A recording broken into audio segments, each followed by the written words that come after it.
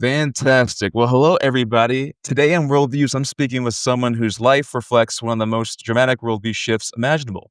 Dan Barker spent nearly 20 years as a Christian minister, evangelist, and songwriter until a journey of doubt and reflection led him to become one of America's leading atheist thinkers. He's co-president of the Free From Religion Foundation, a prolific author, and a vocal advocate for church-state separation. His books, including Godless and Free Will Explained, explore the philosophical and personal dimensions of living without belief. Dan, thanks so much for joining us today. Thank you. It's a real pleasure. So, Dan, upon doing research, I know that you spent your life, obviously, a decent bulk of it in your upbringing being a Christian. And then I think around age, must have been 35, you had this journey and then you ended up denouncing your faith. Can you walk us through that 5-year time in which you were kind of deconstructing your Christianity? Yeah, that was a crazy time. At least inside of my brain, I was raised in the faith. I believed it. I became born again. I accepted Christ as my Savior. I accepted what I was convinced was a call to the ministry. I started preaching, carrying my Bible. I was a soul winner, knocking on doors. I loved it. I thought it was great. I thought Jesus was coming any minute, and we needed to bring more souls into the kingdom. And I was a pianist, and so I did a lot of Christian music. I went to Azusa Pacific College. It's a university now. I got a degree in religion. I was ordained to the ministry. I was a pastor in 3 different churches, cross-country evangelist, a missionary to Mexico for a total of a couple of years, and a Christian songwriter. And I worked with a number of Christian publishers. And in fact, today I'm still getting royalties from some of those Oh, music that I wrote way back. It's not much that's interesting. back in the 70s, and they're still selling, so not so great anymore. But uh, and I think one of the catalysts, not the reason, but one of the catalysts for me being able to start rethinking was that I was raised fundamentalist. I was raised Bible believing, strict, conservative, and heaven and hell, all of that stuff. You needed to have Christ in your heart. There's a real devil, and there are real demons, and there's angels, and all that. I believed it all. And once my music was published, I had already been preaching for many years, but when my music was published and churches and religious schools started performing them, I started to get invited to a broader cross section of Christianity than I was in, if you know what I mean.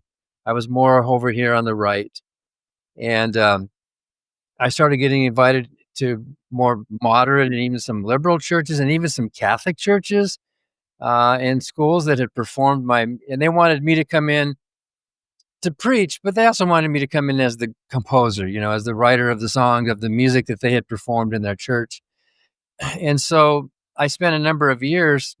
I talked with dozens and dozens of different pastors all over the country, and I started bumping into different flavors of Christianity, if you know what I mean.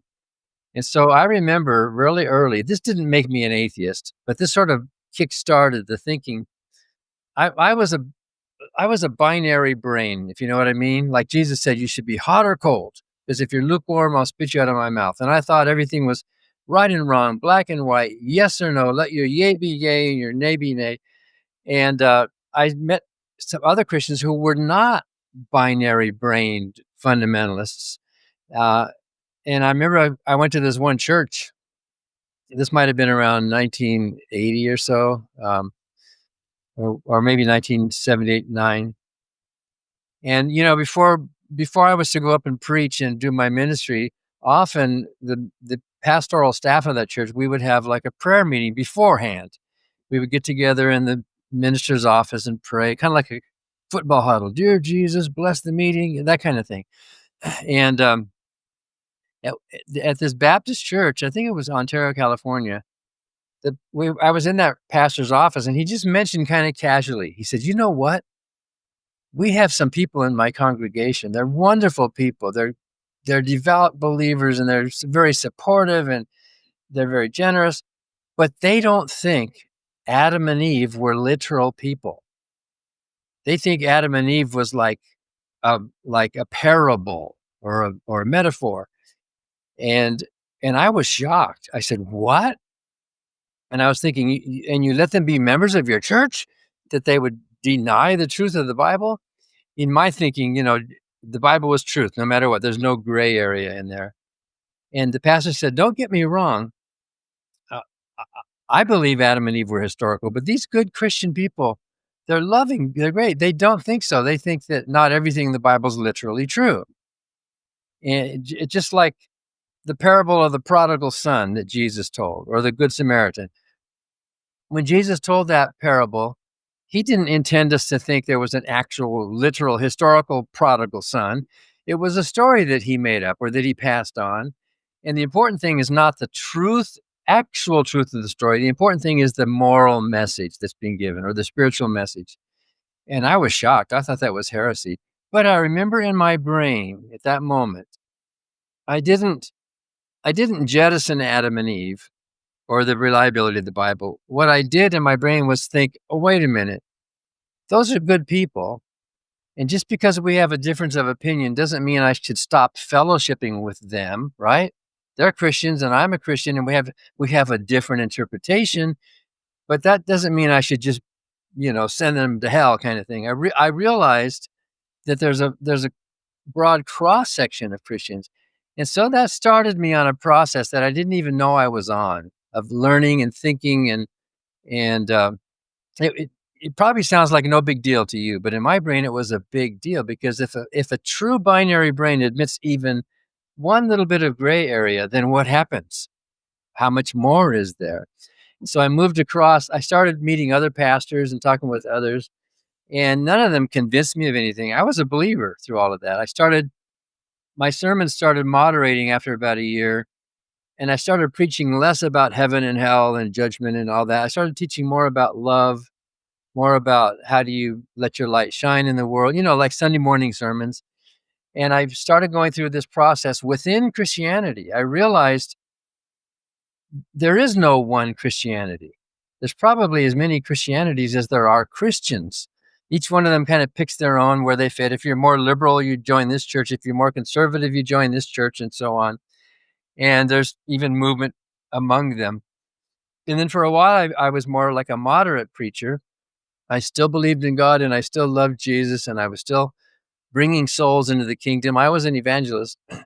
And then I started getting hungry to learn more. Well, if it is fuzzy and gray, then where's the truth here? I started reading some science. I used to preach that evolution was a lie. It was a lie of the devil. But then I realized I didn't really know what it was. I just knew it was wrong. So I started reading up on it. I started reading, what does it actually say? So I got some science, and I read it, and I thought, I realized I had a totally wrong idea of what evolution was. I had this childish image in my mind of what evolution was. And as I looked at it, the way the scientists, and even a lot of believing scientists, even a lot of Christians, accept the fact of evolution. It's not a threat to their faith. I started reading it going, so that's what evolution says. I didn't realize that. Oh, wow, that's cool. Wow, that's amazing. And I started opening up, I started learning and growing. And same thing with humanism and other philosophies. And eventually, in my own private life, I moved more to the more liberal side of things. Like, like there's a lot of great, good church-going people who are liberal Christians who march in the same marches with the atheists and the agnostics. You know what I mean? It's the social issues that they care about. And eventually, I remember it was 1983. I was down in Mexico in a little adobe church. It didn't have any windows. It was just out in one of these little ejidos south of the border.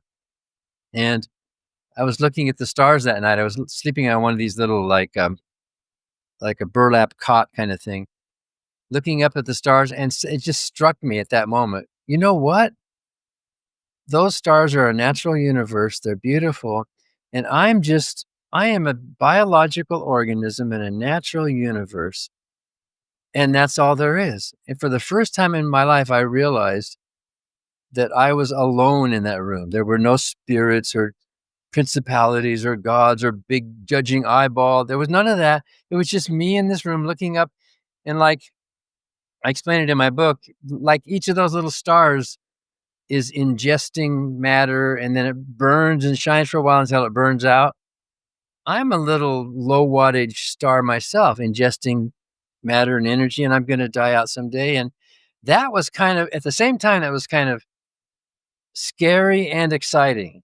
You know what I mean? Like if you're Mm, doing something, I don't know, like if you're mountain climbing or skydiving or something, it's like, this is scary, but it's also exciting. When I realized I was almost like I finally met myself or who I am, instead of pretending that I was some soul or spirit or I'm an animal, basically, a very special kind of animal. And I didn't use the word atheist, but I realized, if the prodigal son is just a parable, and if Adam and Eve are a metaphor that the early Israelites used to try to explain, they never intended people to think it was a true story. It was a parable. If that's true, then what else in the Bible? Who else in the Bible is also just a parable metaphor? Maybe Yahweh, maybe God is even just one huge figure of speech. And we're not intended to take it as a literal person. It's just the way people write their parables, their myths, their stories about giving meaning to their lives. And so there I was. I was a brand new baby atheist. I didn't know any others. I didn't even know if I liked any atheists. I didn't know, I heard atheism was always a bad word, but I said, I guess this makes me an atheist. And that's kind of how I got there. And it was pretty neat. Then I was able to start thinking for myself rather than saying, what does my church say? Or what do my theologians say? Or what, I was able to just think for myself. And that was freeing and exciting.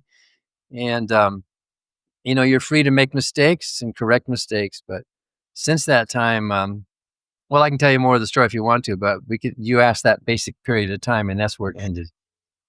yeah, yeah. I was wondering too if the biggest problem that you faced or biggest challenge that you faced throughout that process came through internal conflicts, or is there some kind of external parties that gave you the biggest challenge? For example, as you know, when people usually leave their fair religion, a lot of the time they could get casted out by their family and friends. Did you face any of that?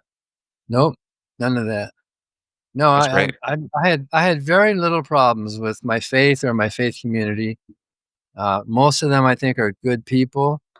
Of course, there's always a few bad eggs in every group, Uh, there's a Yeah. few bad atheists, there's a few bad Muslims, there's a few bad Jews, but no, none of that. It was all purely intellectual, and and I liked my Christian life, and I liked the Christian people, but I realized they're not the only people in the world. They are not the only thinkers in the world. There's a bigger world out there than just some, little provincial group of people who have their ideas, and this is what we all must think. So no, it was none of that. There was no bitterness. There was no moral problem. There was no, and Christians are always trying to psychoanalyze me. Something must have gone wrong because they assume that Christianity is true.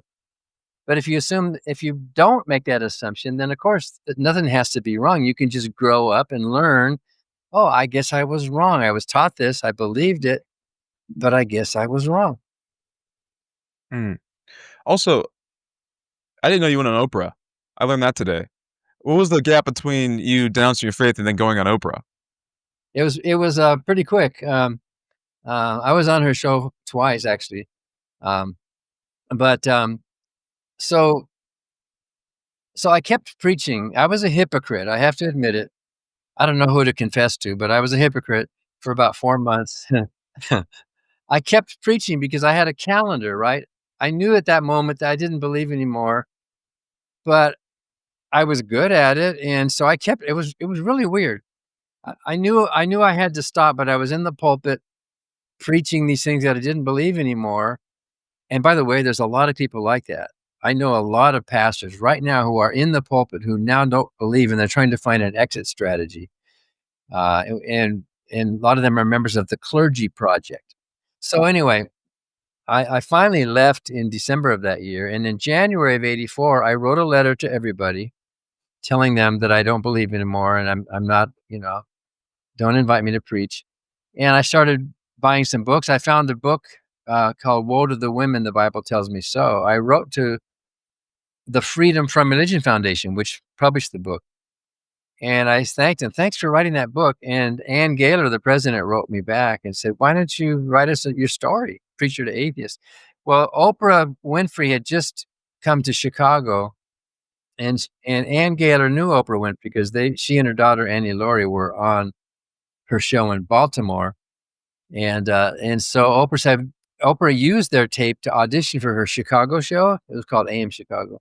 So she said, I want to do a show about atheism. Do you know anybody that has a story who used to believe? So Ann said, yeah, this guy in California, Dan Barker. And so the producers called me and I flew out to Chicago. And Oprah was kind of known then, but she wasn't like a big name, but she was kind of known. It was later that she became national. And then later I was on her national show too, on another topic. So they flew me out there. And that day, that was in September of '84. It was only like, what, 9 months since I had stopped preaching. And I never talked publicly about it. And here I was on public television. And I had knowingly met some other atheists for the first time. That was Ann and her daughter, Annie Laurie, and a former Catholic named Rita Bell. And Oprah was asking me these questions, and you can see if you want to look at it online. That show's still available. You can Google Oprah Barker, one of those things, you can find it. And you can see on the show that I'm struggling for the very first time to put those thoughts into words because I had never done that. I didn't prepare any speech. And today it all just flows out naturally. But at the time, you can see I was just this young thinker. And it was also the first time that I'd spoke before a hostile audience. Oprah's producers had packed that audience with a whole bunch of Bible thumpers. They had their Bibles. They were there, to combat the devil. They knew there was going to be atheists on the stage. And I loved that. I thought that was great. A lot of them hated me. And I thought, this is great because now I'm finally saying something that's getting an honest response out of an audience. You kind of wonder when you're a pastor, are they really honest? Or are they just there because they're they're in your church and yes, amen, brother. And so, so I never look back. I just think that's pretty amazing. Also, Ann Gaylor's daughter, Annie Laurie, was on the show. The two of them had started the Freedom from Religion Foundation. And Annie Laurie and I met that day on that show, and we're later married. Annie Laurie and I just celebrated our 38th anniversary. Oh, So wow. look at the video of the day we met on Oprah Winfrey's show. Wow. So anytime people ask you how you guys met, you say Oprah and they don't believe you at first, I imagine. Well, yeah, it's true. That's how we actually physically met. Yeah. We would have met because I was invited to the convention a month later, and we knew each other through mail, but we would have met. But that was the first day, actually. That was the first time we actually met. Wow. Wait, did the producers tell you that the audience was gonna be hostile? Did they tell you that at all? Did you just find out once you were there? No, they didn't tell me. And I think that made for great TV. You know what I mean? It made a real good dynamic. I think that was cool. There were some non-believers in the audience, but the Christians with their Bibles, they were real aggressive. They were calling Annie Laurie a witch. All was that kind of stuff,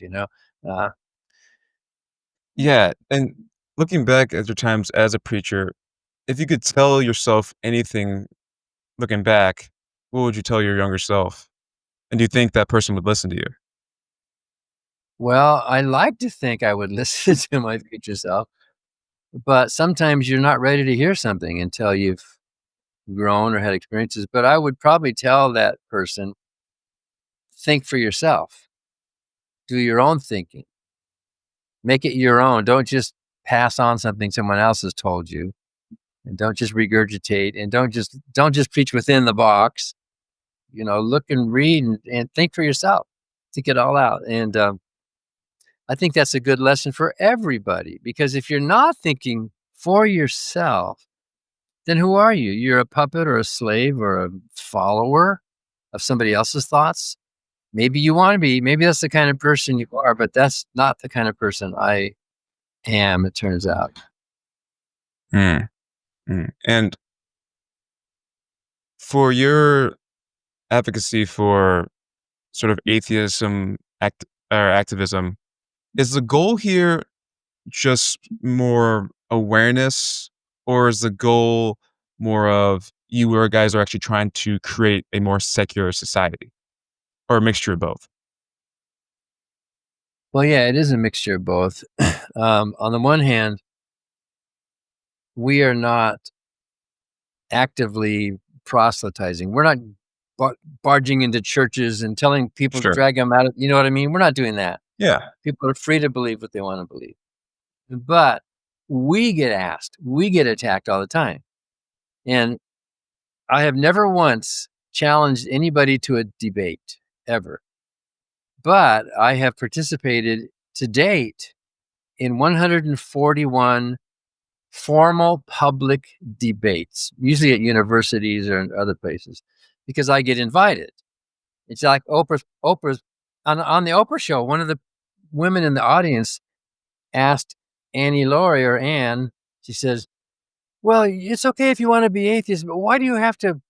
Why do you have to go on TV and why do you have to tell people and why do you have to make people?" And Anne said, "Well, we were invited. Oprah invited us to this to hear our views, right? It's not like we're pushing ourselves on you." So that happens a lot. If you're a non-believer, it's assumed that there's something wrong with you, and the Christian world wants to correct that. They're uncomfortable with it, and they wanna bring you back. So the Freedom from Religion Foundation has two purposes, and the one you're referring to is we have a purpose to educate the public about the views of non-believers, and we do books, and we have a newspaper and a radio show and all that. Uh, But our first purpose, our main purpose, is to keep religion and government separate. And we do that mostly through legal work. We have 10 full-time attorneys. We take lawsuits. We write amicus briefs. We write thousands of letters to school districts and mayors and governors and you name it, post offices, um, who are violating the Constitution, who are using their public position to promote their private religious views. And many times those abuses or those violations are corrected just with a letter. So you can check it out. You can go to ffrup.org and look at our legal page. You can see all the lawsuits we've taken. Um, we're filing, we're suing over the 10 Commandments being forced into public schools in Louisiana. And we're ready to sue in Texas on the same issue. We're suing right now in Massachusetts, where the mayor of the city is spending almost $1 million to erect two Catholic saints, statues, big statues of two Catholic saints right outside the public safety building, the police headquarters. And it's not just we atheists that are complaining, it's a lot of Christians too. And it's a lot of Protestants saying, "Why are you erecting statues of Catholic saints? Why are you spending public money?" We believers want to promote ourselves. We don't want the city promoting it. So we do a lot. In a lot of our cases, most of our cases, or complaints, I should say, are in the schools, in the public schools, where teachers or principals or all kinds of violations in the public schools, which are easier to correct because the courts can see that children are a captive audience. They have to be there. And so there's an element of coercion. And if the public school is pushing religion on the students, well, that's just wrong. That's un-American. That's unfair. It's interfering with the right of the parents and the family to instruct their children in religious views without governmental interference, telling them that their particular views are right or wrong. So, Hmm. How many people or members do you guys have in the Freedom from Religion organization? well, right now it's more than 42,000 around the country. It 42,000. might be close to 43,000 now. And these are, we don't just count supporters like Facebook likes, hundreds of Sure. thousands or what. These are paid supporters, people who are members in good standing. So it's almost 43,000. And is this the same organization, or is it different from the Clergy Project? Yeah, it is totally different. The Clergy Project is a separate, although briefly, the Freedom from Religion Foundation considered it a project, so we could handle the finances through FFRF. But then when the Clergy Project became its own nonprofit, then it all moved over. So, but that was just for a few months. Wow, and Dan, I've watched a few of your debates, and the fact that you've had 140 of them, and you've never actually been you've never actually challenged someone else. You said every single time you debated, it's because someone has challenged you. That's That's right. super interesting to me. I had no idea that's how it was for you. Well, we could 'Cause do you that, but we don't. And sometimes it's campus groups. So there could be a secular, skeptical, atheist campus group coordinate with the Christian group, like the InterVarsity or Crew or Oh. something, and they want to have an event, and so they will invite their person, and so I'm often one of the people they invite, and then the Christians will invite their person, and uh, and that's cool because it make the one thing that Christians are really good at is getting an audience.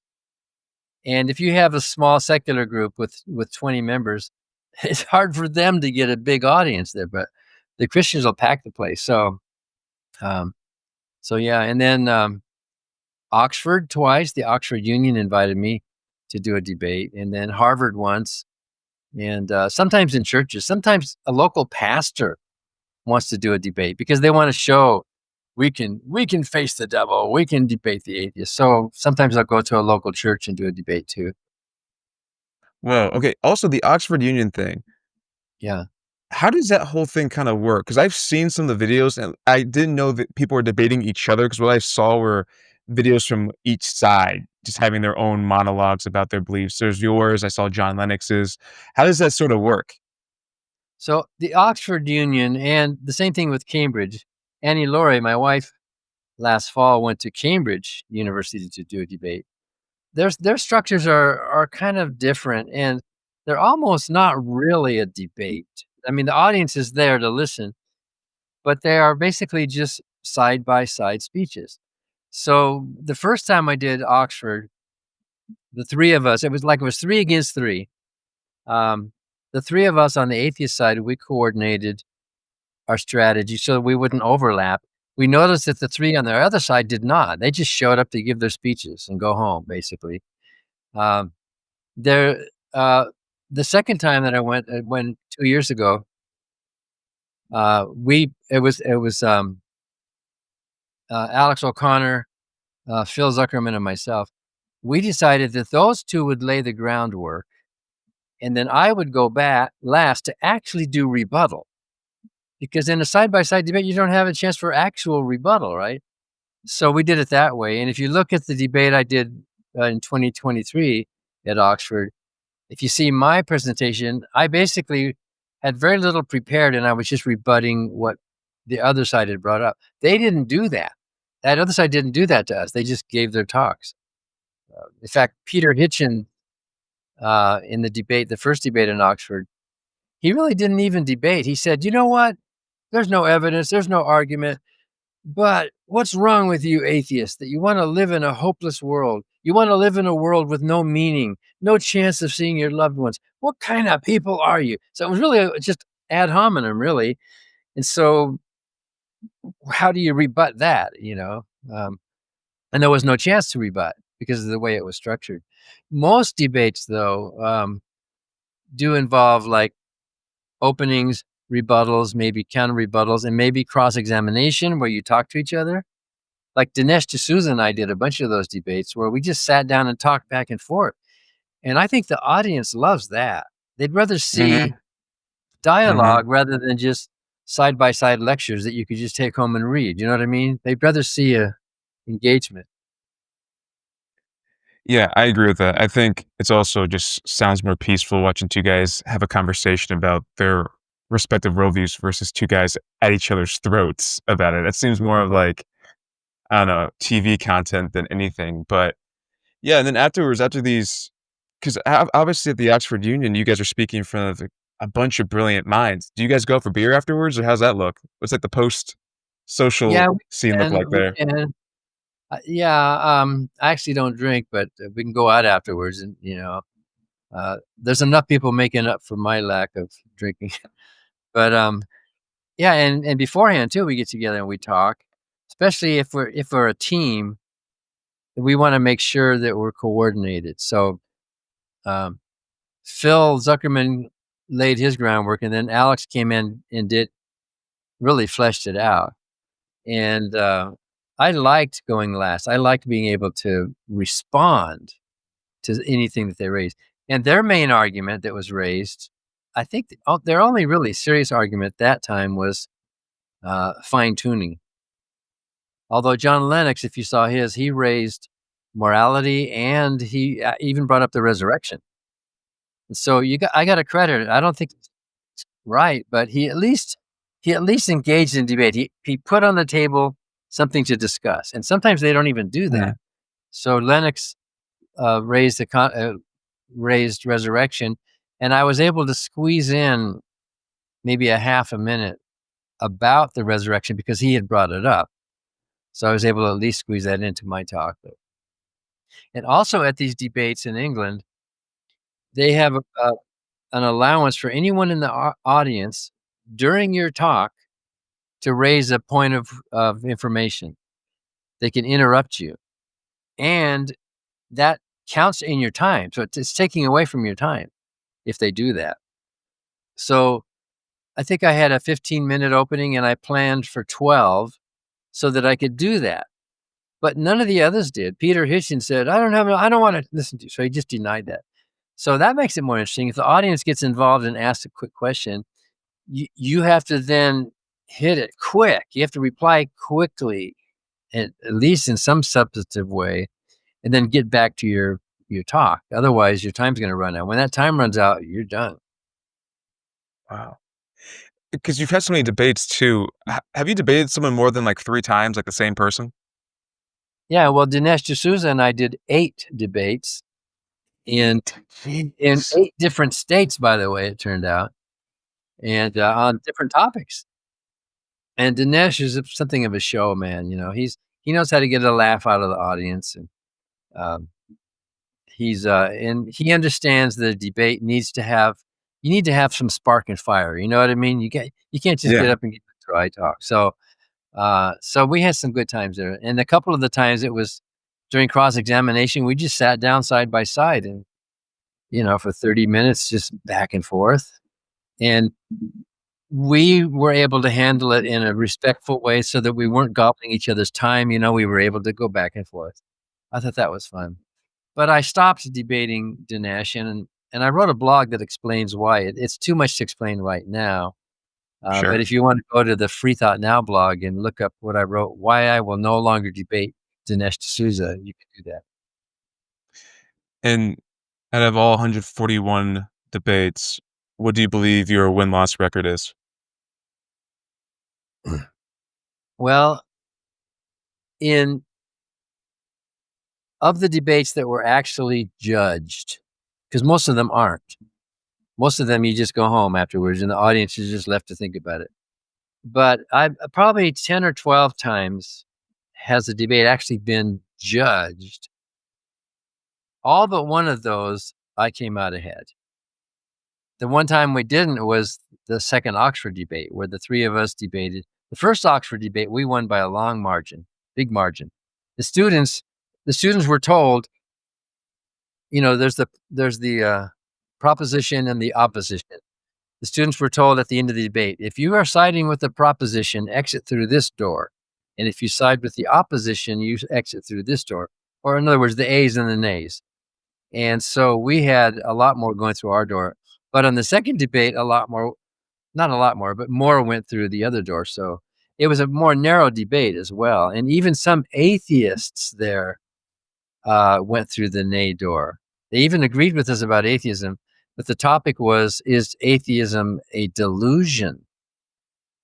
And so there were atheists who said, I don't believe in God, and I think my theistic friends are wrong, but I don't think they're deluded. And they couldn't, you know what I mean? So that made it hard for people to vote for us on that debate. It was a good debate, though. Who were you going up against in that debate? That was, let's see, who was it? Oh, that was a Catholic bishop from Ghana, a, who, by the way, might have been in the running to become the next pope, but he wasn't chosen. A Sikh from India who is a member of parliament. He's a member of the House of Lords of Parliament. And who was the other one? Why can't I remember who the other one was? Actually, none of them did as good a job as the two students. Usually in those English debates, those British debates, student organizers also jump in with their statements. And there was a very bright Scottish student who gave a really articulate defense of the fine-tuning argument. And so that was basically what I sunk my teeth into. Why can't I remember? We'll have to look online. I'm going to feel dumb in a minute for not remembering that. But Do you think fine-tuning is the strongest argument for theism, despite you disagreeing with it? I don't think it's the strongest because I don't think it's strong, but I think it's their best argument of all they've got. Let's say it's the least weak, if you want to put it that way. Yeah, and even Christopher Hitchens said that. He didn't use the word strong. He said the fine-tuning argument is you can't just brush it off. You have to think about it. He said it doesn't prove design, it doesn't prove a designer, but you have to stop and think. So in that sense, the fine-tuning argument is probably the toughest one to deal with. Right next to that is morality, I think. And for two reasons. Both of those arguments not only philosophically have some heft, but they resonate with an audience. An audience thinks about morality. Their audience can pick up on those things. If they bring up the ontological argument, which a lot of people are still using, audiences don't know how to think about what. It's hard for an audience to. No one goes around thinking about the ontological argument, although it is one of the respectable arguments, and it's come up in some of my debates with some Muslim scholars. I've done, I think, 8 or 9 Muslim debates as well. But fine-tuning, I think, is probably their best argument, without saying that it's strong or great at all in any way. It's probably their best argument. And if I were a theist, that's the one I would use. Although it's easy to answer, but still I would use it. So your debate training came from just getting into debating people after getting invited. There was no actual formal debate training of yours. That's right, none. The first debate was with a pastor in Nashville, Tennessee. I remember that. And I kind of didn't know what I was doing. And no one told either of us about the rules of debate. And I remember the first 20 debates or so, it was nerve-wracking because I went into them over-prepared. You know what I mean? I went into these debates thinking I had to solve everything in one debate, and you can't. There's no way in one evening you're gonna hit everything. And after about 20 or so debates, I don't think I've gotten any better necessarily, but I think I'm just a lot more relaxed. And that goes a Hmm. long way in a debate, because you can tell if you're intense. And I've given up on the idea of trying to prove everything in one evening, because there's so much literature and you can point to it, right? You have to make enough of a point, you have to make enough of an argument, and the audience isn't going to remember 90% of what you said anyway. You have to make enough of an impression that you have caused somebody to think, and you're not going to change your opponent's mind. But I have had people tell me that after a debate, it got them thinking, and some of them even eventually changed their mind, including a Roman Catholic student at the University of Wisconsin who got to thinking, wow, he was in the debate, and he started taking some classes and reading some books. He went to law school, and now he's one of the attorneys. He's now the legal director of the Freedom from Religion Foundation, Patrick Elliott. Oh. He credits it all to that moment, that night. He didn't change his mind that night. You know what I mean? He didn't leave the debate saying, "Oh, I'm not a Catholic anymore." but he just got really kind of interested and excited. Wow, I never thought about these things. So a debate can serve that purpose. It doesn't have to change minds. It can just prompt thinking is what it can do. Mm. Who do you think is the smartest person you've ever debated? Probably my wife, I think. Not we wouldn't. It wasn't a public formal debate, but if we ever have um, a disagreement, she's probably the smartest person. But in public debates, who would I think is the smartest? There was a professor in Australia. We were talking about the historicity of Jesus, and I was surprised at how much he really, really knew about the topic, and I was pretty impressed with that. Um, and he stayed on topic. He was cordial. He was a Christian, and we disagreed, of course, but I thought he was really quite intelligent. I forget his name. Then I've debated some people that I don't want to call people bad names, but let's just say they're on another side of the intelligence spectrum from others. Some of them were just plain loony. I mean, but one guy, this is in Colorado. One guy said, "I want to prove to you that God exists."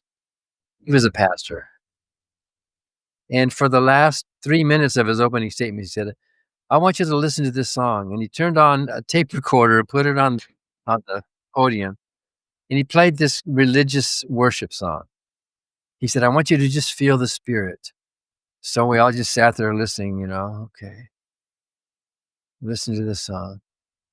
And when it was over, he said, "Now, if you felt the spirit, then you'll know what I'm talking about, being in touch with God and the Holy Spirit." So I got up in my response time. I forget if it was rebuttal or an opening statement. I got up and I said, "You know what? I did hear something. I did feel something. When you played that song, I was almost getting goosebumps. I mean, the feeling of that was just amazing." And I was noticing that it was alternating between the dominant seventh chord to create this tension to resolve to the major tonic chord, which is a good technique for composers to evoke emotional responses using musical notes. And I thought that was an amazing musical thing that happened. And the goosebumps were not from the Holy Spirit. The goosebumps were just natural. I didn't think about God. I just thought, wow, music can do that to people. So that was kind of silly that he would do that during a debate. And a lot of the people in the audience were going, "What?" But he was trying. Got to give him credit. He was trying. Well, for the most part, you typically have a pretty good time debating. Like, you enjoy yourself during these debates? Yeah, now, yeah, especially. And it's not everybody wants to do that. I remember I debated Norman Geisler. He's dead now. I think he died last year or 2 years ago. Uh, s- um, Southern Evangelical Seminary, and he came to the debate with everything written out, and he declined to do a cross examination. Where we talk, which I was disappointed. I wanted to talk with him, but he came with his speech and he read it. It was okay, but for rebuttal, he read his rebuttal. He prepared his rebuttal in advance. How are you going to rebut somebody until you hear what they have to say, right? And I thought Yeah. that was kind of disrespectful. It was like, why aren't you talking to me? Why don't you listen to what I had to say? And he was, not everybody's a born debater. There are some people who are great writers, but they're not good at thinking on their feet. That's just not their thing. And there was a professor in Minnesota who was really good. He got up. He got up and he said, "Now, before I make my major point, I want to first establish a historical framework, and we want to navigate the differences within the definitions of the terms we will be using tonight."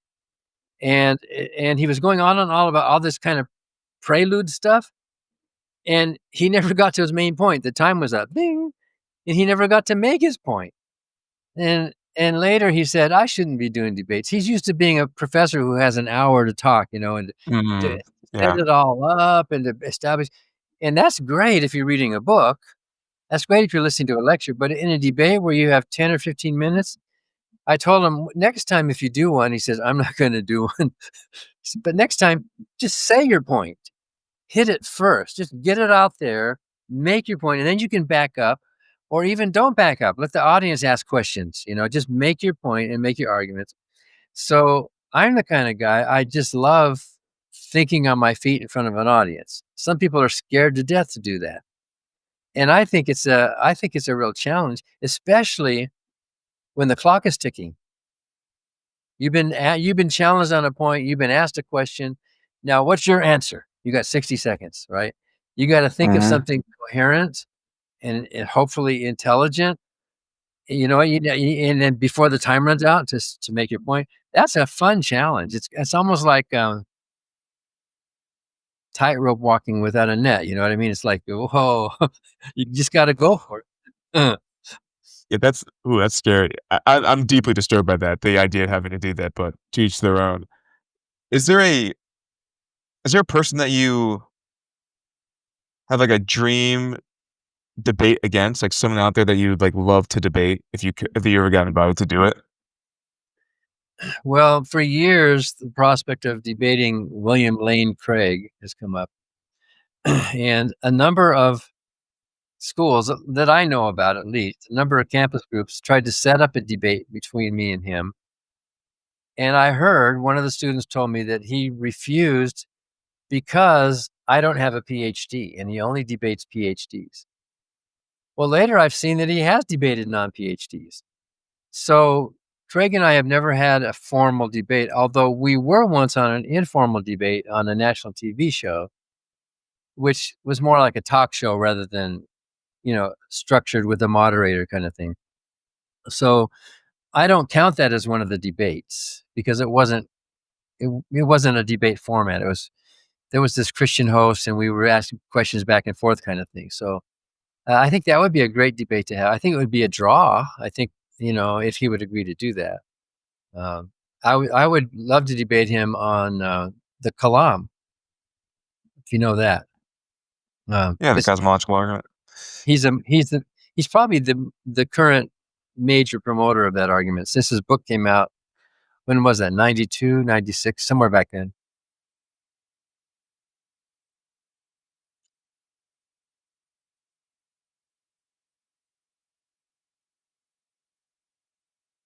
Yeah, he did actually say publicly that he only debates people with PhDs, but I don't know if that was, like, a recent thing or not. But I didn't even realize he had debated people that were not PhDs. So but, it's possible you guys can still do that in the future. I guess maybe I can get set up by, like, modern day debate, speaking of that, you had a debate recently, I just popped up on my YouTube feed, you against, Stuart? Stuart Knectle, you know him? Yeah, yeah, I'm not sure if that was filmed a while ago, but it was posted, like, yesterday, I believe. That was done, yeah, that was Saturday night. This just last weekend we did that. But Oh, I thought it okay. was live. It probably It was might have been live? yeah, it was live because there were questions, and then, they must then put it up on, like, YouTube or something. Yeah. Uh, How'd that go for you? well, I thought it was fine. Stuart was, very aggressive, seemed like a nice guy, but he was talking over me a lot. And the moderator even had to say, "Let Dan finish his sentence," you know? Oh, Um, and he just kept saying things, "I'm shocked that I would hear anybody say this. I'm shocked." As if him being shocked is one of the measures for what's true or not? But, um, and the topic was, is Christianity intellectually defensible? And we got into the Bible. We got into a lot of the Bible, which is not everybody's cup of tea. We talked about some of the uh, intellectually crazy ideas and the morally reprehensible ideas that are in the Bible. And of course, he tried to defend them all, which you would have to watch to decide if he did a good enough job defending against those attacks. mm. And for part of it, he was trying to psychoanalyze me. He's going, Dan, you have a broken wing. "You are a broken person." And I said, "Well, you're using ad hominem. You can't just argue with ad hominem. Suppose I do have a broken wing. Suppose I am a horrible person. Suppose I have horrible motives. How does that answer any of the contradictions of the Bible? How does that answer any of the issues, right?" So, I think as far as debates go, I think he lost some points through part of that debate by taking that approach. Mm, mm. I think I've always thought this, especially since you brought up the sort of 3-on-3 format for the Oxford Union. I feel like there needs to be like because to me, in my opinion, as a Christian, this is like the most important questions of life are basically all existential, in my opinion. Like, what happens when we die? Is there a God? Yes or no? These are things that I believe people need to find out for themselves. So I also believe that there should be some kind of not final debate, but some kind of like debate on the world stage where there's a team of 3 from the atheist side and a team of 3 from the Christian side, and they can finally have a discussion about all these issues, and, like, it can be viewed by people all over the world all at once, kinda like the Super Bowl for debates, so to speak. If that happened, who do you think you would choose as your team? So it'd be you and 2 others. Who do you think you'd pick? Oh, I'd have to think about it. There are dozens of good people, and it might depend on the exact top. Um, Graham Oppy out of Australia is a great thinker, and of course, Alex O'Connor out of Britain. He's partly because they're good before an audience. You know what I mean? Not necessarily great writers, but maybe A.C. Grayling, the philosopher. I would have picked Daniel Dennett, but he just died earlier this year. Daniel Dennett was a great philosopher, great friend. Um, but since you brought it up, I did a debate 2 years ago, or maybe 3 now, in Florida with Adam Lloyd Johnson of what is his group called? Something Truth, um, proving the truth. But a good guy. Really, he came very prepared, and I just considered that to be one of my regular debates. Well, he and his colleagues convinced Erdman's Publishing. Erdman's is a big Christian publisher to publish the debate, and so the book's probably coming out this summer or maybe later in the fall. They have transcribed the debate that we did that night, and then they have enlisted 6 theistic scholars and 6 atheistic scholars to comment on the debate, on the different issues that came up. And fine-tuning was one of them. And although Adam didn't use the word kalam, he was basically using the kalam argument. So the kalam was one of them. And morality. So we had cause, design, and morality. And there were some secondary issues like immaterial minds, and free will. Some of the other issues came up as well. And so Adam and I were also both permitted to write a chapter each on additional points about the debate, which we did, because during that night, you couldn't do the whole thing. So in writing, we were able to go back and then reanalyze what each of us said. And then after all of these scholars, they're all done. Everything's at the publisher now. After the scholars, Adam and I have 2 final closing thoughts where we make a more relaxed argument for our own positions. That book is called Has God Been Found? And the hiddenness argument came up too. Um, why does God hide himself? Yeah, divine And hiddenness. so Has God Been Found is the title of the book, and it should be out pretty soon. I don't know if it's being published or not. And in that case, you do have a balance both sides, not just the 2 of us, but I guess there's 7 total. Plus Paul Copan wrote a foreword to it. And somebody who wrote the indie. Anyway, it's a lot of voices and it's a lot of fun. And some of it is technical. Some of it goes into deep philosophical type stuff, but a lot of it is very accessible too. So look for it. Mm, mm. Cool. And speaking of philosophy, I want to ask you a few more philosophical questions and ideas and concepts. Have you ever encountered a moral dilemma where you wished there were a divine command to resolve it? No, no, no. I would never want there to be a divine command to resolve it. We all have moral dilemmas, but if a divine command solves it, then you don't know why. You're just following orders.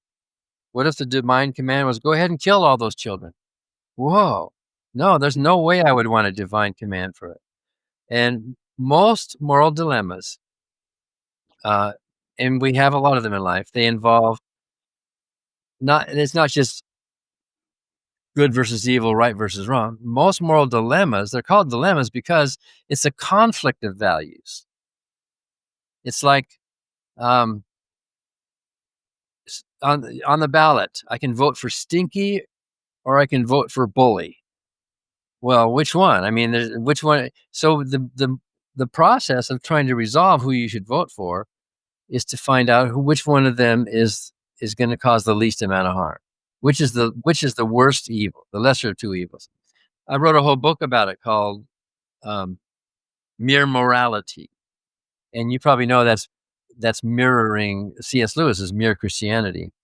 So in Mere Morality, I point out that as human animals, we live in an environment in which there's huge risk and huge actuality of harm being committed. And the moral person is the person who is acting with the intention of minimizing harm, minimizing overall harm. Sometimes there are no right answers. And sometimes I think it's dangerous to pretend that there must be a right answer to every moral dilemma. In our brains, we're thinking binary. Often it's the gray area where we have to just make our judgment and hope that we're going with the path that leads to the Mhm. least amount of harm. And sometimes we make a mistake in that decision, but at least if we learn from it, if at least our intention is good, it is less harm.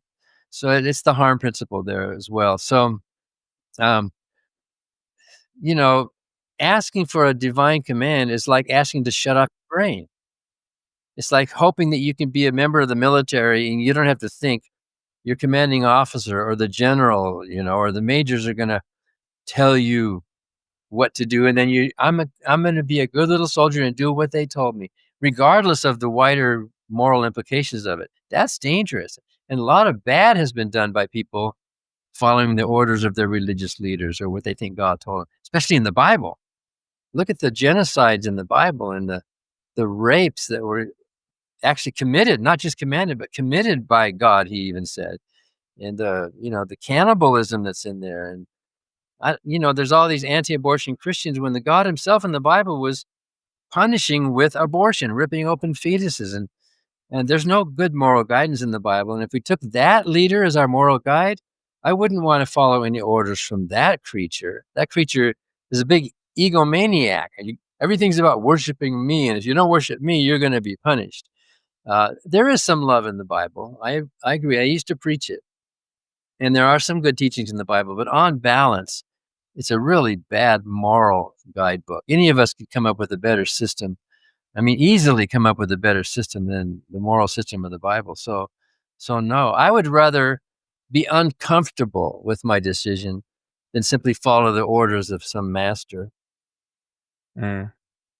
And obviously, since you are in the atheistic worldview slash naturalism, I'm sure you commonly get asked, how can you construct meaning in your life given your worldview? What's the answer you usually give to those critics? Well, I have a whole book about that too. It's called Life Driven Purpose. And Rick Warren's book, Purpose Driven Yeah. Life. I, Is I that how turned your it up. book titles are your book titles are just spin-offs of Christian authors? No, just those two. Okay. Just those two. I and the publisher thought it was a cute. But according to Warren and many Christians, purpose is top down, like from a commanding officer or from a lord or from a master. And your orders come from up there. And then if you're doing what you're told, you're a good person, right? And that's your meaning in life is to do what they want, right? Which means you don't actually have any meaning. You have surrendered. In fact, most Christians, I used to preach, we need to surrender ourselves. Paul even said, I'm a slave of Christ, right? That's the whole mentality that he's our Lord and our Savior, and we have to just submit.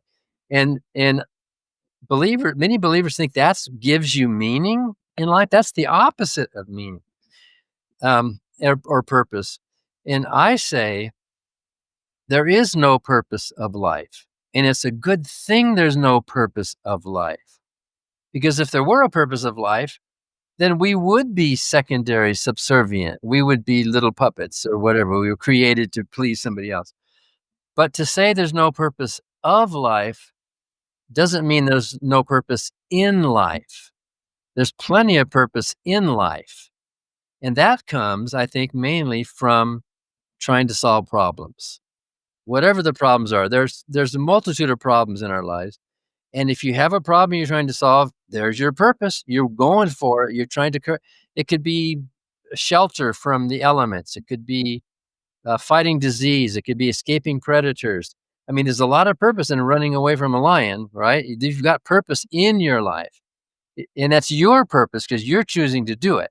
And so it's meaningful because instead of being purpose-driven life top down, it's bottom up, life-driven purpose.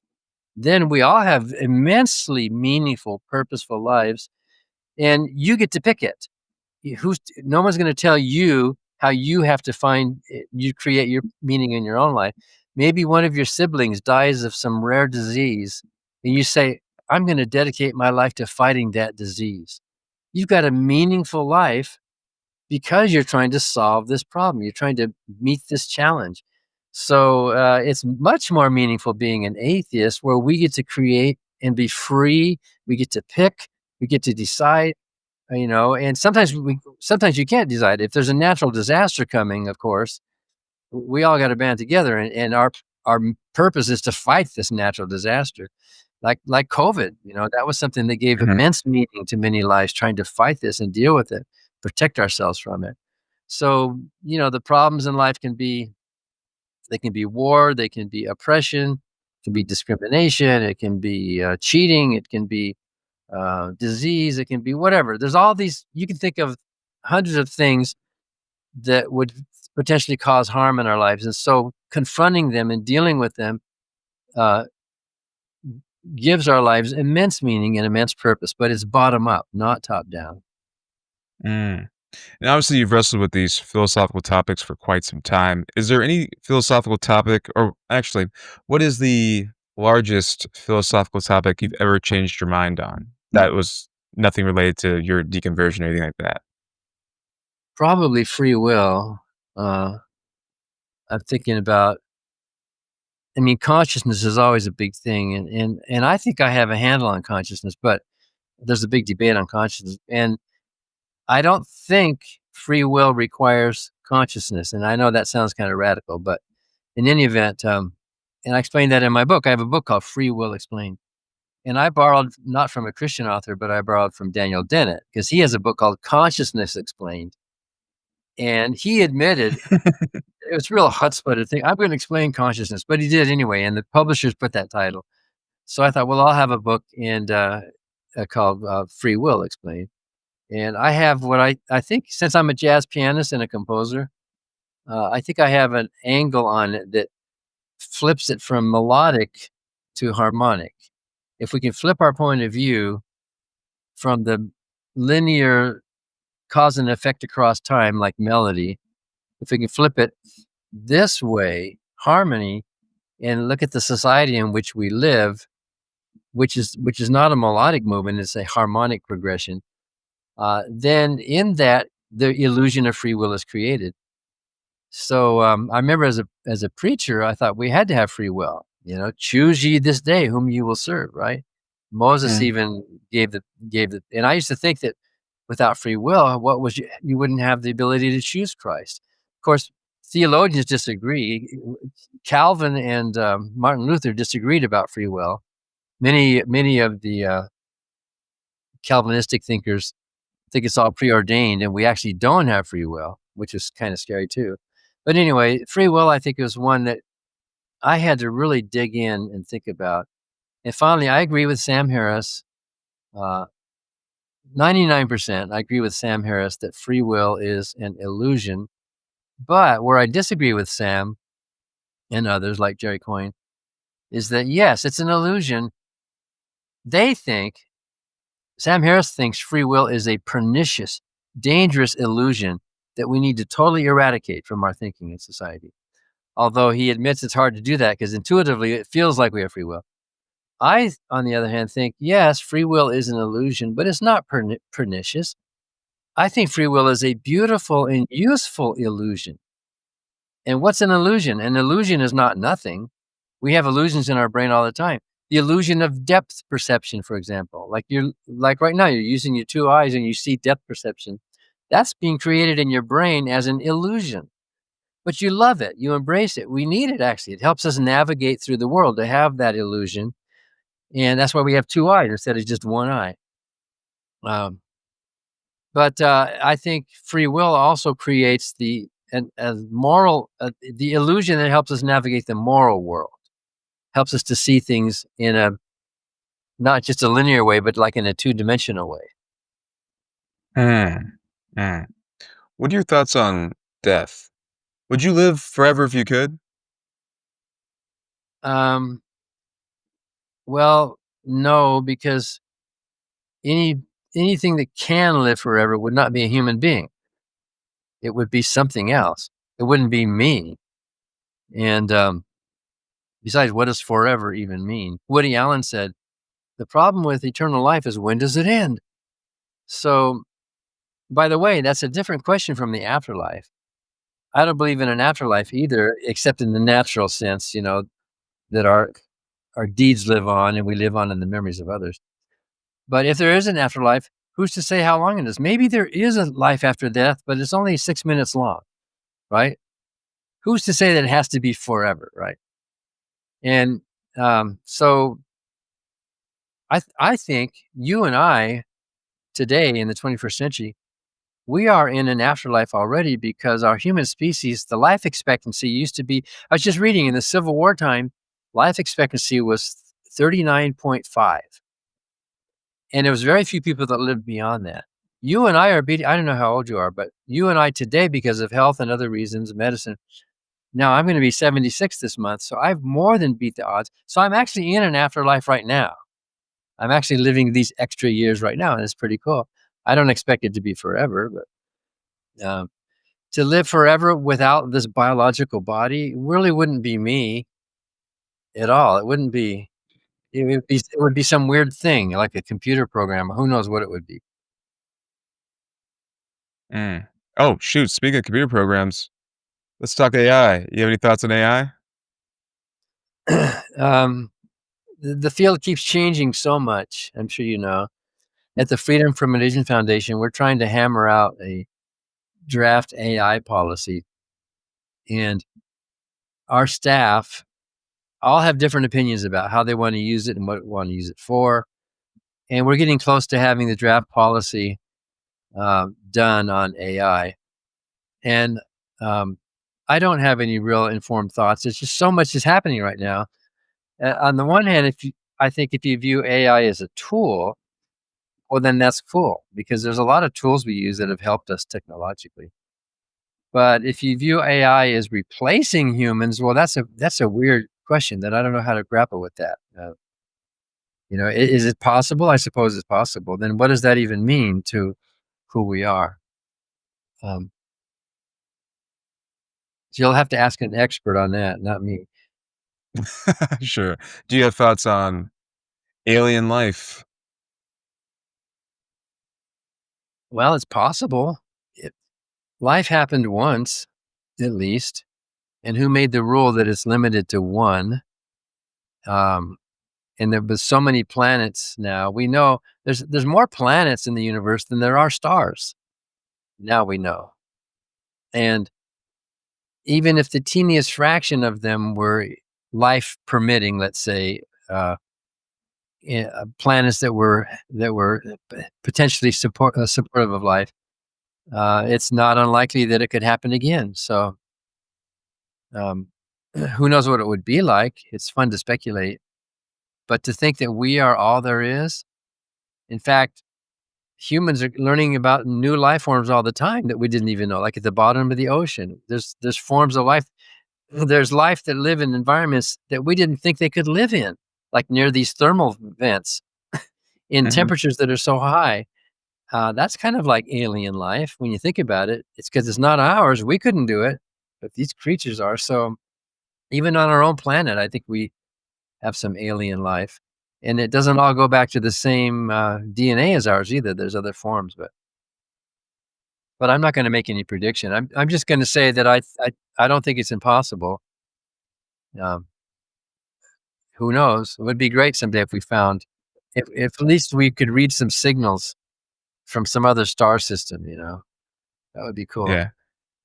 Yeah, I guess we'll see. I mean, there's a lot of stuff going on now, especially with those whole UFO, UAP congressional hearings. I mean, that seems to be heading towards something possibly pretty profound if it goes down the direction people are anticipating.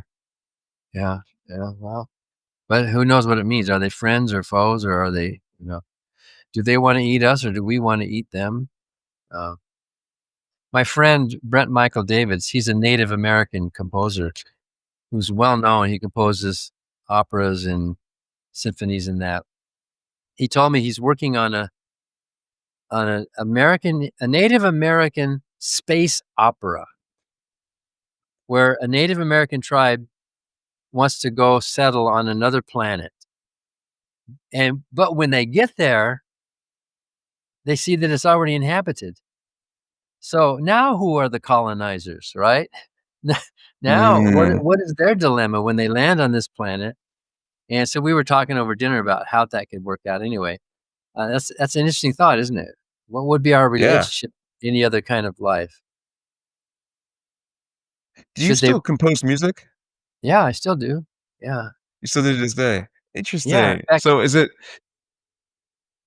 the, good.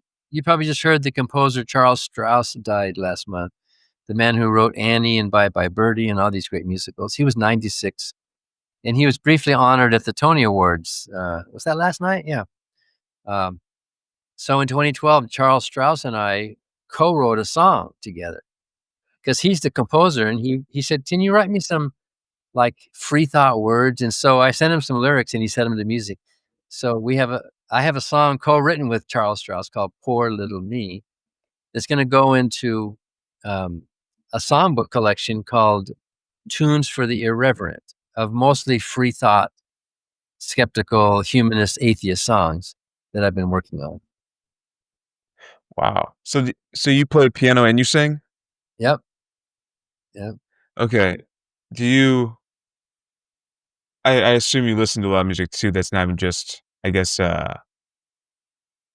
listen to, like, a lot of modern music, I guess? You listen to any, I don't wanna say rap. I assume you don't listen to rap. Maybe some hip hop, maybe some R&B, maybe some '90s Yeah. music. Are you a big fan of, like, alt rock and all that? Well, my philosophy of music is I like any music at all that is sincere, artistic and sincere. So if there's a country western tune that's really sincere, I'll listen to that. And if we loved going to see Hamilton in Broadway during the original cast. I mean, I thought it was amazing. It was almost blowing the walls off of the theater. So yeah, we listen to anything. But my preference is jazz, and especially the Great American Songbook, the standards, and that's what I play. I play a lot of gigs. Saturday, I played a gig at a restaurant. And it was just mostly jazz standards, and then Friday night, I played for a singer named Darcy at the First Unitarian Society. There was a big concert, and we had like 4-piece band, and she sang, and most of that was standards. Um, and it's hard for a piano vocalist like me to even want to try to do rap. There's just no way. I mean, that's somebody else's. You know what I mean? I admire Yeah, that yeah, talent. I mean, I have a song that I wrote that's fakey, deliberately kind of fakey hip hop song. And it's kind of funny because it is fakey. It's called Lucifer's Lament. You can hear that on one of our albums. Our albums are online and like on Spotify and stuff. yeah. Okay. Um, and I'm not pretending that I'm pulling it off well, but that's what it's really. It's kind of a paranoid, insecure song, and Lucifer the devil is paranoid. It's one of these weird lyrics. But but yeah, and by the way, I love gospel music, and I've written some gospel songs that are non-gospel lyrics. There's a former gospel producer and songwriter named Andre Forbes in Tallahassee. He and I got together and we produced a show called Godless Gospel. And now he's an atheist, and he's found some other gospel musicians who are fed up with the gospel music industry, but they love the music.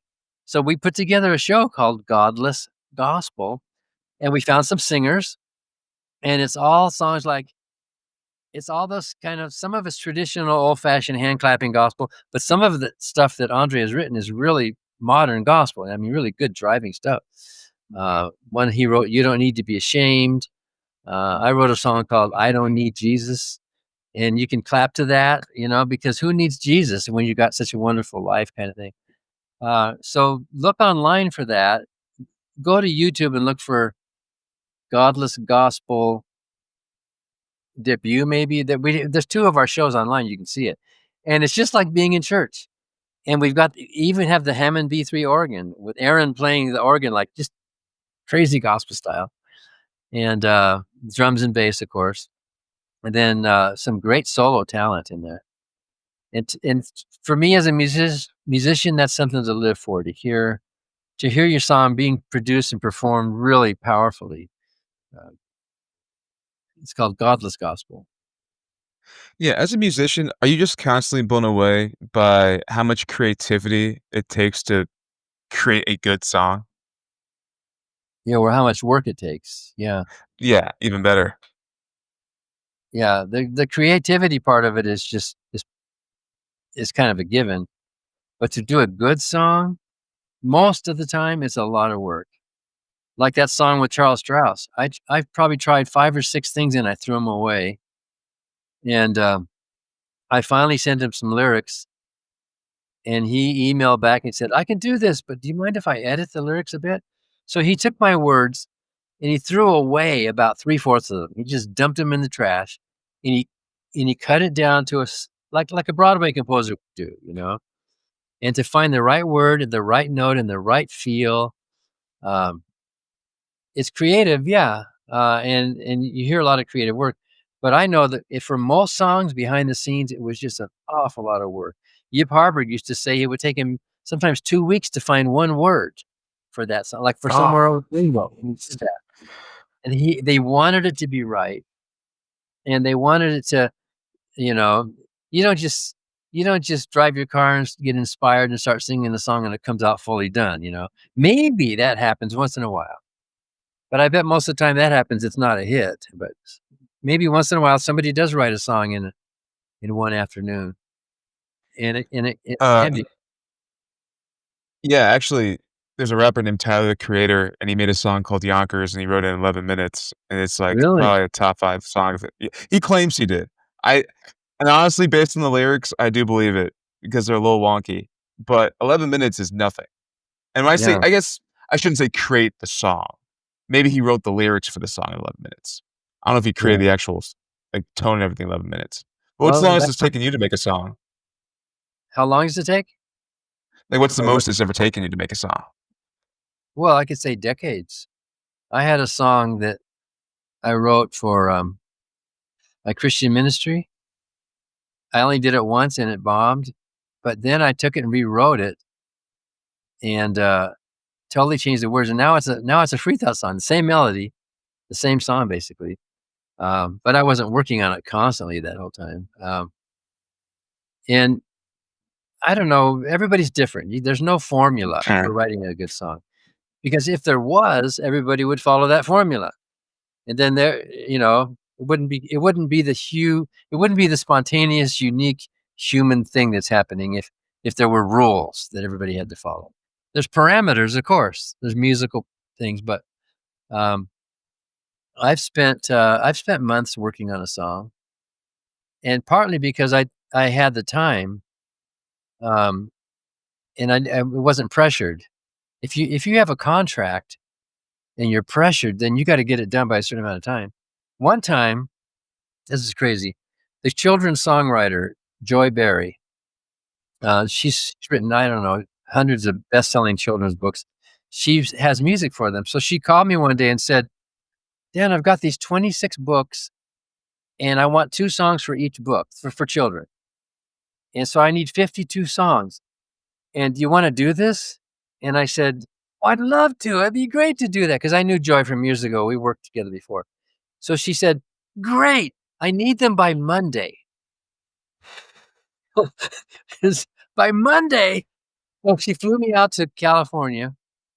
I got there on Friday evening. And she was so organized. Book 1, book 2, and this song should say this song. And Friday evening, we did like 12 songs. And it helped me because she knew what she wanted. And then on Saturday, we had like 3 sessions. We did like another 30. And then on Sunday, we finished. And on Monday morning, she sent the tape off to the studio in Los Angeles. 52 songs in a weekend. Oh my gosh. But they're simple. They were simple little kid songs. And they all had a different style. They had, and they rhymed, you know what I mean? So we did it. We pulled it off. But I don't know. I don't think that was my best work, but she says they're still selling. Those songs are still selling and they're still being done. So. Wow. That's wow. Yeah, that'd be scary. To put a weekend for 52 songs, man. I couldn't have done it by myself. I wouldn't have wanted to, but she's like ADHD, she had it all ready. We're going to do this. We're going to do that. And so we did it. We had to do it. So. Do you hold any opinion of the whole best decade for music? Since you've been alive since, what, 49? So you've seen like 7 decades of music. Do you have any type of like, oh, definitely the 80s or definitely the 90s had the best decade for songs? Well, I would say maybe the 30s and 40s. Oh. Back in Tin Pan Alley with Cole Porter and Jerome Kern and the Gershwins and Yip Harburg and Burton Lane, all that good stuff. Richard Rodgers, and I would go back there. As far as what I think is good quality urbane lyrical writing, Larry Hart's lyrics and Johnny Mercer's, I would think those were the really, really golden years from which everything else kind of springs, But and a lot of those composers were non-religious, by the way. Irving Berlin didn't believe in God, even though he wrote God Bless America. He didn't write it for himself. He wrote it for a character. But he didn't celebrate Christmas. He hated Christmas, but he wrote White Christmas, which became probably one of the biggest selling songs of all time. And Richard Rodgers was an atheist, Rodgers and Hammerstein, outspoken. Yip Harburg as well. Cole Porter had to come out of 2 closets. He was like really openly gay and also openly atheistic, and nobody cared because he did such good work. He wrote such good work that, and when he died, he went into the hospital and they said, "What should we put down on your religion?" And he said, "Put down none." They said, "What? You were raised Protestant, weren't you?" And he said, "Put down none, no religion." And then there's a lot of classical composers too, who were motivated by the real world, not by religious writing. Even some non-believing composers wrote religious music, even though they didn't believe in it. But I would go back to those years, but that's just me. And during the 60s, when the Beatles were coming out, the 60s and 70s, I was a preacher. So I wasn't really listening. Didn't even want to listen to pop music. I heard it on the radio. But there are still some Beatles tunes that I don't know because I was kind of tuned out. I was traveling in Mexico preaching. Disco, I thought, had a lot of energy, but it was so repetitious. And, disco reversed what rock did. When the backbeat came in with the Beatles, when you're clapping on 2 and 4 rather than 1 and 3. Well, disco then turned it around, but boom, back to 1 and 3 again, which in context made it sound really cool and new because it was reacting to the backbeats. Well, the backbeat is here to stay. Almost you can hardly hear any music without a good backbeat to it anymore. And disco was a fun novelty while it lasted. And some good melodies came out of there, but beyond that, I wouldn't know what else to say. How do you like music today? You listen to anybody that's like of today's age? I don't really. We have a young staff. We have some people on our staff who are young, I should say, not all young. And the music they listen to, I think, is cool. But I could not name, um, I could not name an Aria Grande song. I could not name um, the big female singer right now. I couldn't tell if Swift? I heard it on the radio. I couldn't tell you who it was or what it is. I might say, "Oh, that's cool. That's nice," but I don't follow that. What do you Mm, think? What do you mm. think are the coolest things happening? Uh, like the best song or the best like artist right now? Yeah, Well, I don't really listen to many like people of today, like singers of today. People point to like I guess a Drake, Post Malone, a lot of country artists. I got a lot of my friends listen to a lot of Morgan Wallen, Zach Bryan, those kind of things. I don't listen to any country. I don't listen to any EDM. Most of everything else I listen to. My music taste kind of sprawls from, I mean, the Beatles to Hans Zimmer to Kanye West to all these different. It's kind of all over the place, really. Uh, Modern music today is kind of weird because there's a lot more seems to be mumble rap, as you probably heard. yeah. And lyrics today, I mean, lyrics are always kind of interesting, but I feel there's more lyrics today that are kind of there's not as much flavor to them, I guess you could say. Not as much creativity in them.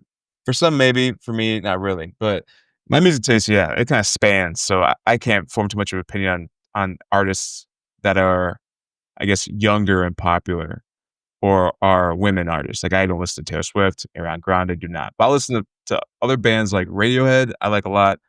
Uh, Uh, I mean, it kinda just goes all over the board, but I don't know, I think today's music is actually pretty good still, despite that. my daughter on her 50th birthday wanted to go to the Rose Bowl to see Coldplay, and I'd heard about Coldplay, but I treated her to go there. We went to the concert. I'd never been to a big concert like that, and I was impressed with the production, the lighting, and all that stuff. Wow! But I didn't know a single song, and she was singing every single word. She was just into it, and everybody else was holding hands and singing. And I thought, well, this is cool. This is a part of the world that I don't know much about. But yeah, you said Yeah, Taylor Swift. Coldplay's I couldn't name a single Taylor Swift song, and I'm not bad mouthing it. I'm just saying it's a different culture, a different community. So sure. Yeah, Coldplay's great. Their music's beautiful. I'm sure that concert must have been awesome, even despite the oh, fact that you're not really a it was fan. powerful. And then opened with a woman named her or she. Um, she was really good. I think it was her. Anyway, it was a single word. Um, and my daughter had a great time. She had the time of her life, so that was fun. That's fun. Cool. Okay, I got 3 more questions for you, but oh, this one I wanna ask you too. This was another religion question. But do you think let's say the humans are still around in 1,000 years, do you think religion will still be around from your, purview? Yeah, I think so. Um, there's always been these predictions. I think Thomas Jefferson or somebody in his age said in 50 years everybody will be a Unitarian. Of course, that didn't happen. Uh, I think, and I'm working on a book right now called The End of Worship, where I'm trying to analyze. I have a hypothesis about why worship, and which can be a synonym for religion, why it seems to be ingrained in us in almost a biological way. It's almost an instinctive thing, and I'm working on that. I have a hypothesis that may not be true, but I'm going to try to work it out. It relates to kings and hierarchy and slavery. The first cities were only 6,000 years ago. So the first hierarchical structures in society where there was a master, ruler, sovereign lord over the people, and then a whole bunch of slaves. That's really a recent thing. But even in those 6,000 years, I think that has nudged the evolution of our species in a biological way more toward, not completely, but shifted more toward subservience and worship and submission to a big man master, and it's going to take it. If we were going to undo that, it would take at least 6,000 years, and I don't know if we could even undo that, right? So there have always been the doubters, there have always been the skeptics, but as a species, kind of as the curve goes, I think our willingness to submit to a Lord Master tyrant even uh, was artificially selected by those tyrants, by the kings, the emperors, by the plantation owners over their slaves, and to some degree by husbands over their wives too, controlling breeding and all that. And I think it's partly biological. I don't think everybody's urge to want to lift their hands in praise to a Lord is necessarily a rationally thought out thing. I think it wells up from a biological urge that we have. I might be wrong about that, but I'm trying to develop that argument. I've actually heard that before by, gosh, who said that to me? There's a guy named Derek from a podcast called Myth Vision. He told me that similar theory, but I think he got it from a guy named Michael Shermer, maybe. Uh, but that whole idea that there is this evolutionarily innate belief in us to submit to a God due to the fact that we submit to our earthly parents, I guess you could say. Uh, but yeah, No, maybe. no, I'm not the first to think of that, but I'm thinking about the king. A lot of modern Christians want Jesus as king, right? He's the Lord. Even though we live in a country that we proudly kicked out the king, the master, the sovereign, and we turned it upside down and we said, now we the people.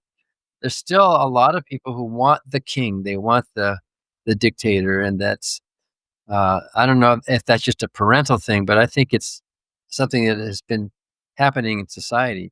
You can artificially breed dogs. Dogs have been bred from wolves in about 10,000 years, maybe 12 or 15,000, which is a small period of time. Look how much change there is in dogs from wolves in that much time. So it's not unlikely, it's not impossible to think that humans are breeding ourselves in a sense. The leaders are breeding, controlling the breeding to such a degree that the rebels are not allowed to reproduce. The ones who disagree are not allowed to breed. And so what does that do to your population? So that's my whole point. The parental thing is probably plays into it because fathers often want to act like they are the lord of their children. The fathers want to, you must obey me. You must follow what I say. I am the master of this house, that kind of an attitude. So maybe that plays into it too. Mm. Yeah, Out of Michael Shermer was at that first Oxford debate I did. He and Peter Millikan, the philosopher. mm, out of your whole career, what would you say is your most proudest moment? Proudest? You mean career-wise, not family-wise, because the children, I mean, that's a pretty amazing. Um, Yeah, career-wise. well, on state church separation, we have won some lawsuits. We won the lawsuit over the National Day of Prayer. I was proud of that, although the court ducked it on standing. And I guess writing one of the books, I suppose.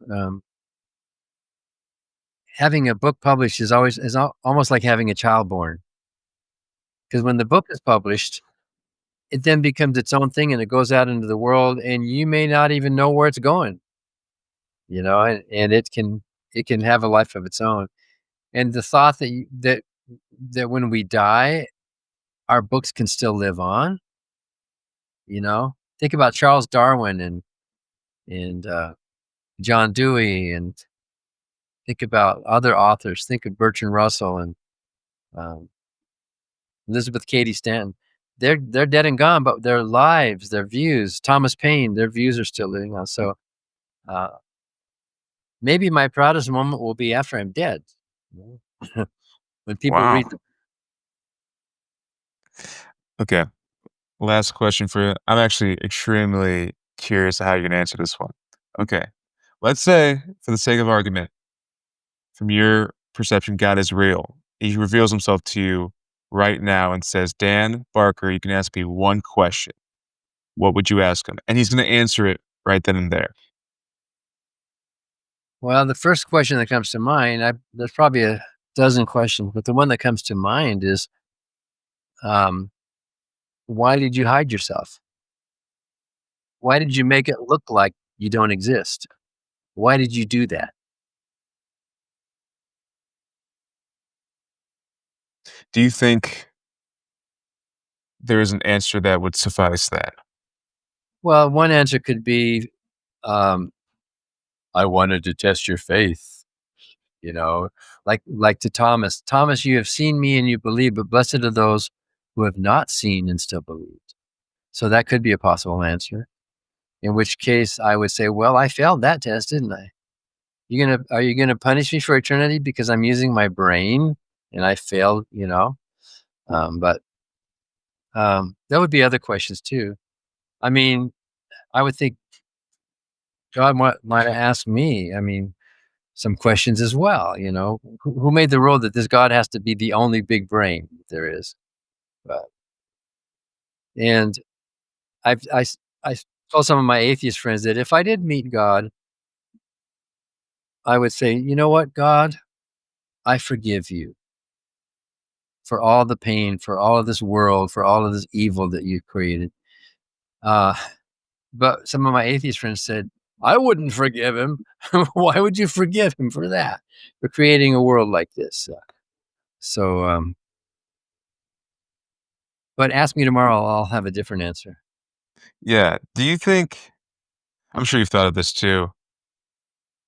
Like if God was real, if God could be real, because I assume you would not want to be you've said you don't want to be the Christian God. Have you tried to like kind of in your mind customize the ideal God that would be worthy to exist for you? It would be somebody like my dad. My dad and my mom, they are my creators, right?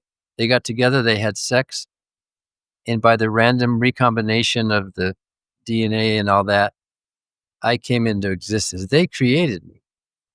In fact, when my dad's sperm met my mother's egg, I was actually meeting my maker. That sperm was going to its afterlife. And so for me, an ideal God would be a loving father like my real dad was, somebody like that. My real mom was somebody that, and my parents were not hovering. They were not overly bossy. In fact, they pretty much stepped back and let us kids live our lives freely with some parameters in place, of course. If we were going to run out in the street, they'd grab us and pull us out when we were toddlers.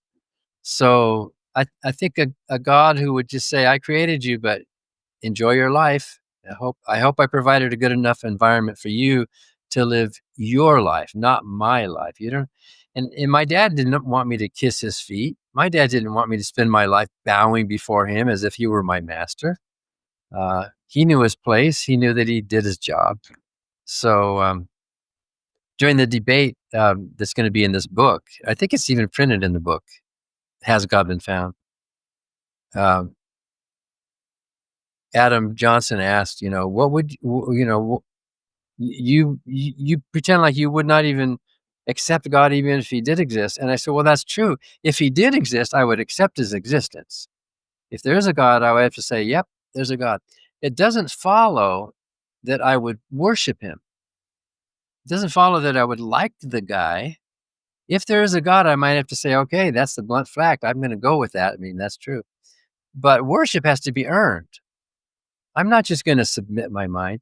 And if this God is so powerful that he's going to force me to worship him just because he's powerful, like with Job, the story of Job, well, then how could I possibly worship such a being? How could I possibly? Anybody who demands to be worshiped is not worthy of worship.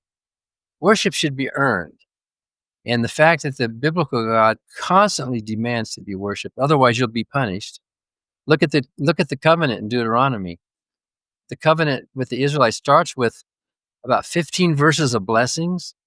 If you will love me and obey me, here's all these blessings that will follow. But then it's followed by 4 times as many curses. Here's what will happen if you don't love me. Horrible things, including cannibalism and pyromaniacal punishments and just what if a wedding vow? What if you got married and you said, "I promise to love you, and I do, I take my vows, but if you ever look at another person, I'm gonna punch you in the face, I'm gonna pull your hair out, I'm gonna smite you." Is that love? But that's what you find in the Bible. You find you're gonna be killed, you're gonna be persecuted, you're gonna be hurt. And even Jesus said there's a lake of fire waiting for those who don't wanna believe in him. Is that love? Is that somebody I would admire? I might have to grudgingly say, "Okay, I was wrong, God exists, alright, I admit it, I made a mistake." Doesn't mean I would necessarily admire or worship that person. That's a totally different question. Mm. So would you submit to this God if it was the God that was like your dad? No, my dad wouldn't want me to submit to him. Mm.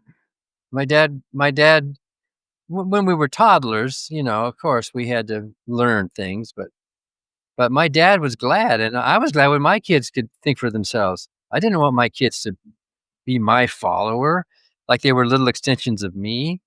They're their own people, and they have their own lives, and they have their own freedom, and my job as a dad is to facilitate their upbringing, provide an environment, give them some love, and help them along, but it's their lives. They're not living for me, and I wouldn't want them to live for me. That would be embarrassing. I mean, they have their own life to live. So if there's a God like my dad, then that God did his job and he's gone, basically. And Mm. maybe that's the kind of God I could worship, a God it's kinda like with the deists thought, Thomas Paine and Thomas Jefferson, the deists of the, 18th century and later, thought there was a creator God, but he's not personal. You can't pray to it. It created everything, it set it up, but now he's gone. And you can see God not in a book, but you see God in nature. You look at the trees, you see this is he created it for us, but he's nowhere around here anymore, which is great. We're on our own. So that's kind of how deists thought. And if that's the kind of God exists, well then okay. It's almost like the force, it's like this, you know, creative Mm. force in it all. Mm. Interesting. I ran out of Wow. water. You're good. Well, then, this was awesome. I really appreciate you taking time to talk to me. I really enjoyed the discussion. Is there any final comments you have for our listeners? Well, I would just say if you have some strong believing listeners, um, I would tell them you may not know that most non-believers, most atheists are pretty happy. We're not groveling in darkness and lack of purpose or meaning or hope in our lives. Um, it's just if it doesn't concern us. I think there's a lot of Christians who they believe because they want to, they were told to, but they haven't really worked out any formal, rigorous philosophical framework for their. But they're just happy believing, right? Well, most atheists in the world are like that too. Most atheists are people that, hey, I'm enjoying my life, I'm living, and this is great. I don't need this.